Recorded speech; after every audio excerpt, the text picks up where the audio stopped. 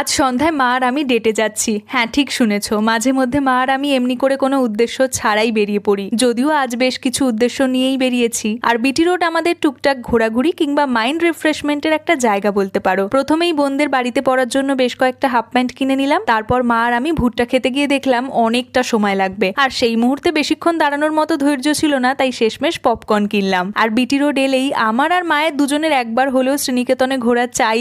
শাড়ি তো সেরকম ভাবে আমি আর নিজের জন্য কিনি না, কারণ তোমরা তো জানোই প্রমোশনের জন্য আমি এত শাড়ি পাই যে সেগুলোই আর ওয়ার্ড্রোবে রাখার জায়গা নেই। কিন্তু তাও নতুন কি কি কালেকশন এলো সেই দেখতে আমি আর মা শ্রীনিকেতনে ঢুকে এদিক ওদিক প্রচুর শাড়ি দেখলাম। আর এই দুটো সাউথ কটনের শাড়ি আমার এত অপূর্ব লেগেছে যে কি বলবো তোমাদেরকে। এই বছর তো পুজো অনেক এগিয়ে এসেছে, মানে ওই 28শে সেপ্টেম্বর ষষ্ঠী পড়েছে। জানো তো, আমি ঠিক করেছি পুজোতে নতুন করে কোনো শাড়ি কিনবো না। আমার কাছে যা যা শাড়ি আছে তার মধ্যে বেশিরভাগটাই বড়জোর 1 থেকে 2 বার পরেছি, তাই পুজোতে আমি ওই শাড়িগুলো পরেই শুধুমাত্র জুয়েলারি আর ব্লাউজ চেঞ্জ করে নতুন ভাবে সাজবো। আর এদিকে মায়ের অবস্থা দেখো, কাল যেহেতু শনিবার তাই প্রায় 1 ব্যাগ রজনীগন্ধার মালা কিনে নিয়েছে। এখন মায়ের সঙ্গে সবজি বাজারে এসেছি, আর আমার মাকে সবজি বাজার থেকে বাড়ি নিয়ে যাওয়া খুব কঠিন, কারণ মা সবজি খেতে ও খাওয়াতে ভীষণ ভালোবাসে। আমাদের 30 days 30 healthy and tasty recipe সিরিজের নেক্সট আইটেম হলো কড়াই মাশরুম। সেই জন্য আজ বাজার থেকে মাশরুম কিনে নিলাম। চলো আমরা এখন বাড়ি যাই, দেখা হচ্ছে তোমাদের সঙ্গে পরের ব্লগে। বাই।